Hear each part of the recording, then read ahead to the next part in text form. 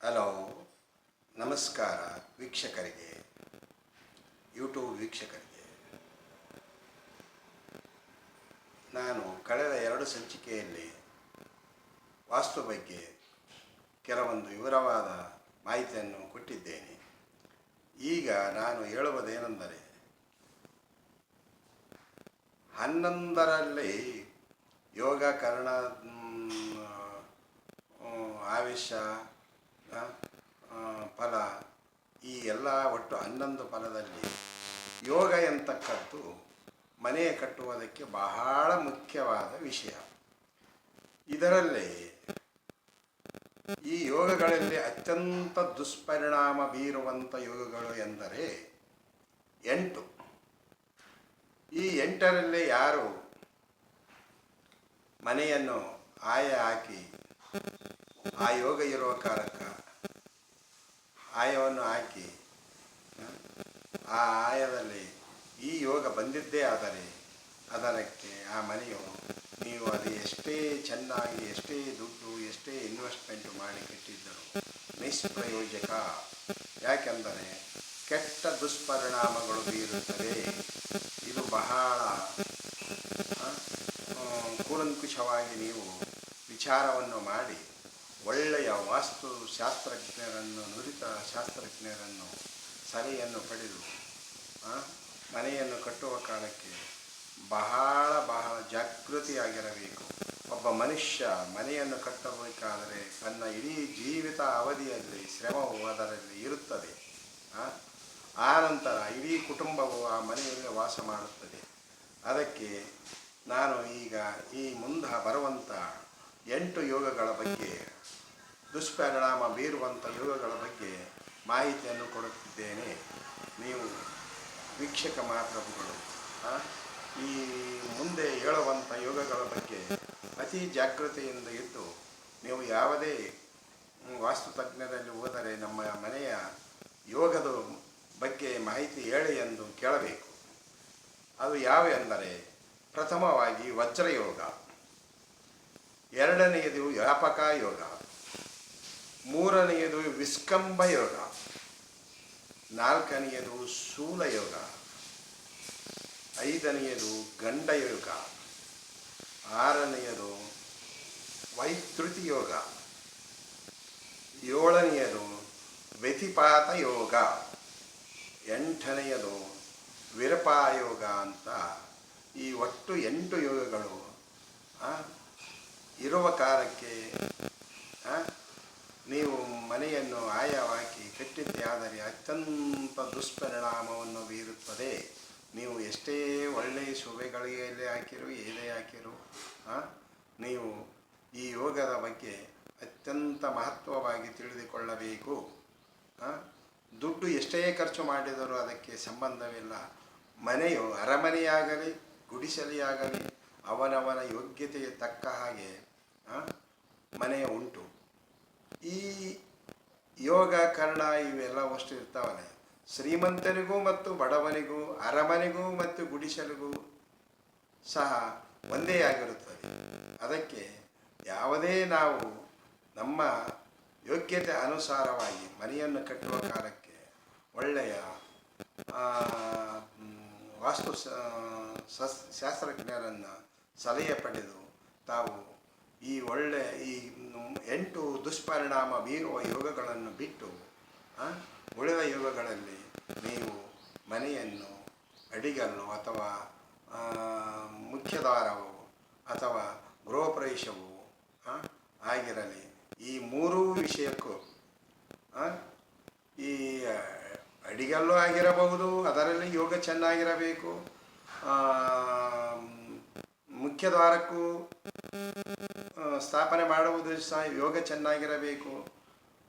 ಗೃಹ ಪ್ರವೇಶಕ್ಕೂ ಕೂಡ ಯೋಗ ಚೆನ್ನಾಗಿರಬೇಕು.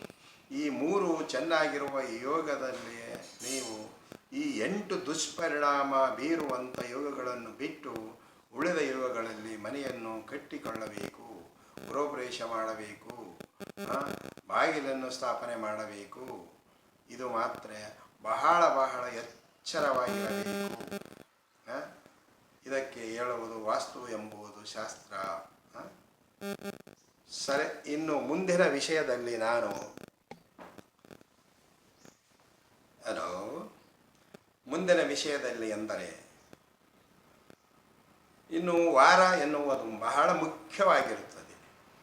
ಈಗಾಗಲೇ ನಾನು ಕಳೆದ ಸಂಚಿಕೆಯಲ್ಲಿ, ಎರಡನೇ ಸಂಚಿಕೆಯಲ್ಲಿ ವಾರದ ಬಗ್ಗೆ ಹೇಳಿದ್ದೇನೆ.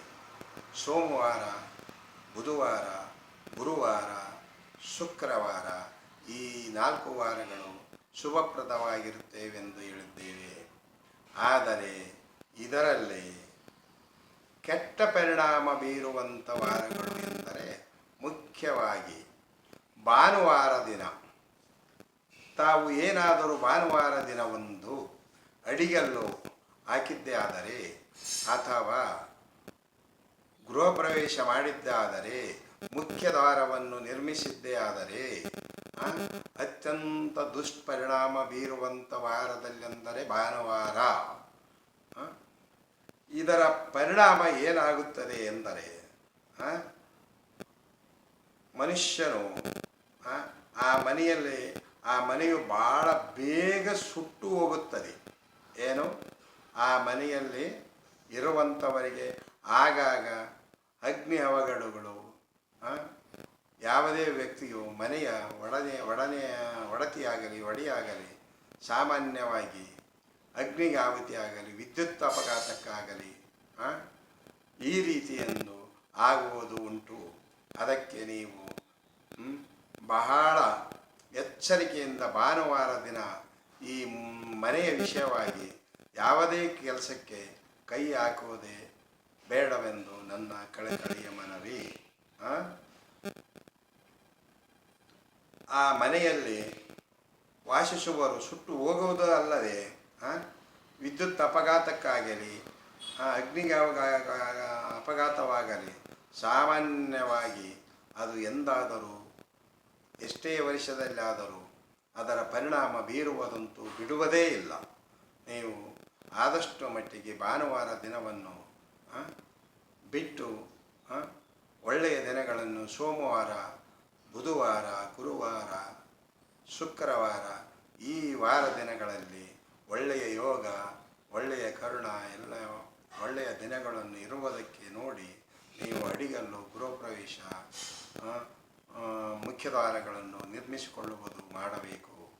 ಒಬ್ಬ ವ್ಯಕ್ತಿ ತಾನು ಜೀವಿತಾವಧಿಯಲ್ಲಿ ಕಟ್ಟಿದ ಮನೆಯು ಎಷ್ಟು ತೊಂದರೆಯಾಗುತ್ತದೆ ಎಂದರೆ ಅದು ನಿಜಕ್ಕೆ ಹೇಳಲಿಕ್ಕೆ ಆಗುವುದಿಲ್ಲ. ಇನ್ನು ಇದೇ ರೀತಿ ಇದೇ ವಾರದಲ್ಲಿ ಶನಿವಾರ ಮನೆಯನ್ನು ಕಟ್ಟಿದ್ದೇ ಆದರೆ ಅವನಿಗೆ ಅತ್ಯಂತ ಕೆಡುಕು ಉಂಟಾಗುತ್ತದೆ. ಅದು ಯಾವುದೇ ಒಳ್ಳೆಯ ಕೆಲಸ ನೀವು ಎಷ್ಟೇ ಪ್ರಯತ್ನ ಪಟ್ಟರೂ ಆ ಮನೆಯಲ್ಲಿ ಗೃಹ ಪ್ರವೇಶದಲ್ಲಿದ್ದರೂ ಶನಿವಾರ ದಿವಸ ಅಡಿಗಲ್ಲು, ಗೃಹ ಪ್ರವೇಶ ಮುಖ್ಯವಾಗಿರು ಇಟ್ಟಿದ್ದೇ ಆದರೆ ಶನಿವಾರದ ದಿವಸ ನೀವು ಈ 3 ಕಾರ್ಯಕ್ರಮ ಮನೆಯ ಬಗ್ಗೆ ಯಾವುದೇ ವಿಷಯಕ್ಕೂ ಹೋಗಬಾರದು. ಶನಿವಾರ ಬಿಟ್ಟು ಒಳ್ಳೆಯ 4 ವಾರಗಳಲ್ಲಿ ನೀವು ಗೃಹವನ್ನು ನಿರ್ಮಿಸಿಕೊಳ್ಳಬೇಕು. ಒಂದು ವೇಳೆ ತಾವು ಇದರ ಬಗ್ಗೆ ನಿಷ್ಕಾಳಜಿ ತೋರಿಸಿ ಮಾಡಿದ್ದೇ ಆದರೆ ನಾವು ಮನೆಯ ಗೃಹ ಪ್ರವೇಶ ಮಾಡಿದಾಗ ಅದರ ಪರಿಣಾಮ ಬಹಳ ಕೆಟ್ಟವಾಗಿರುತ್ತದೆ. ಏನು, ನಾವು ಇಷ್ಟೊಂದು ಚೆನ್ನಾಗಿ ಕಟ್ಟಿದ್ದೇವೆ, ಎಷ್ಟೊಂದು ದುಡ್ಡು ಖರ್ಚು ಮಾಡಿದ್ದೇವೆ, ಎಲ್ಲ ಅಲಂಕಾರವಾಗಿರುತ್ತದೆ ಮನೆಯಲ್ಲಿ, ಎಲ್ಲ ಐಶ್ವರ್ಯ ಸಕಲ ಐಶ್ವರ್ಯಗಳನ್ನು ಮಾಡಿರುತ್ತೇವೆ. ಯಾವುದೇ ಟಾಯ್ಲೆಟು ಬಾತ್ರೂಮು ಎಲ್ಲ ಅಷ್ಟು ಚೆನ್ನಾಗಿ ಮಾಡುತ್ತಿದ್ದಾರೆ. ಆದರೆ ಈ ಆದಿವಾರ, ಶನಿವಾರ, ಮಂಗಳವಾರಗಳಲ್ಲಿ ನೀವು ಮನೆಯನ್ನು ನಿರ್ಮಿಸಿದ್ದೇ ಆದರೆ ನಿಮ್ಮ ಕೈಯಾರೆ ನೀವೇ ಕೆಟ್ಟದು ಮಾಡಿಕೊಂಡಂತೆ ಆಗುತ್ತದೆ. ಇದಕ್ಕೆ ಯಾರೂ ಸಂಬಂಧವಿಲ್ಲ. ನಿಮ್ಮ ಕುಟುಂಬ ತೊಂದರೆಯಲ್ಲಿ ಈಡಾಗುತ್ತದೆ. ಒಂದು ಸಲ ಮನುಷ್ಯನ ಕುಟುಂಬ ಯಾವುದೇ ಅವಘಡಕ್ಕೆ ಈಡಾದಾಗ, ಮನೆಯ ಒಡತಿಯಾಗಲಿ ಮನೆಯ ಒಡೆಯನಾಗಲಿ ಈಡಾದಾಗ ಕೆಟ್ಟ ಪರಿಣಾಮ ಬೀರಿದ ಮೇಲೆ ಆ ಮನೆಯು ಅಭಿವೃದ್ಧಿ ಎಂಬುದು ಶೂನ್ಯ ದಿಕ್ಕಿಗೆ ಹೋಗುತ್ತದೆ. ಯಾವುದೇ ವ್ಯಕ್ತಿಯಾಗಲಿ ಯಾರೇ ಕುಟುಂಬದವಾಗಲಿ ಒಂದು ಕುಟುಂಬ ನಡೆಯಬೇಕಾದರೆ ಗಂಡ ಹೆಂಡತಿ ಎಂಬುದು ಜೋಡೆತ್ತುಗಳು ಇರುವ ಹಾಗೆ, ಒಂದು ಚಕ್ರಕ್ಕೆ ಬಂಡಿ ಎರಡು ಗಾಲಿಗಳು ಇರುವ ಹಾಗೆ, ಇದರಲ್ಲಿ ಯಾವುದೇ ಒಂದು ಚಕ್ರದ ಗಾಲಿಯು ಸ್ವಲ್ಪ ಡೊಂಕಾಯಿತಂತಂದರೆ ಅಂದರೆ ಆ ಮನೆಯಲ್ಲಿ ವಾಸಿಸುವ ಗೃಹಿಣಿಯಾಗಲಿ ಗೃಹಸ್ಥನಿಗಾಗಲಿ ಏನೇ ತೊಂದರೆಯಾದರೆ ಆ ಮನೆಯು ಅಲ್ಲಿಂದ ಅಭಿವೃದ್ಧಿ ನಿಲ್ಲುತ್ತದೆ. ಅದಕ್ಕೆ ನಾವು ಈ ಶನಿವಾರ, ಆದಿವಾರ, ಮಂಗಳವಾರ ದಯಮಾಡಿ ನೀವು ಯಾವುದೇ ಶುಭ ಫಲವನ್ನು ಮಾಡಲಿಕ್ಕೆ ಹೋಗಬೇಡಿ. ಇದು ನನ್ನ 3ನೆಯ ಸಂಚಿಕೆಯನ್ನು ಬಿಡುಗಡೆ ಮಾಡಿದ್ದೇನೆ. ಅದಕ್ಕೆ ತಾವು ನನ್ನ ಚಾನಲನ್ನು ಲೈಕ್ ಮಾಡಿ, ಸಬ್ಸ್ಕ್ರೈಬ್ ಮಾಡಿ, ಬೆಲ್ ಐಕಾನ್ ಒತ್ತಿ, ಕಾಮೆಂಟ್ಸ್ ಮಾಡಿ. ನಿಮ್ಮ ಕಾಮೆಂಟ್ಸು ಯಾವ ರೀತಿ ಇರುತ್ತದೆಂದು ಅದರ ಬಗ್ಗೆ ನಾನು ಮುಂದಿನ ಸಂಚಿಕೆಯಲ್ಲಿ ನನ್ನದಲ್ಲಿ ಏನಾದರೂ ತಪ್ಪು ತಡೆಗಳು ಇದ್ದರೆ ನಾನು ತಿದ್ದಿಕೊಳ್ಳುತ್ತೇನೆ. ವೀಕ್ಷಕರು ದಯಮಾಡಿ ನನಗೆ ಸಲಹೆಯನ್ನು ಕೊಡಿ. ಯಾವುದೇ ರೀತಿಯಿಂದ ವ್ಯತಿರಿಕ್ತವಾದ ಯೋಚನೆಗಳಿಲ್ಲ. ನಿಮ್ಮ ಸಲಹೆ ನಮಗೆ ಶ್ರೀರಕ್ಷೆ. ಜೈ ವಾಸ್ತುದೇವಾಯ ನಮಃ.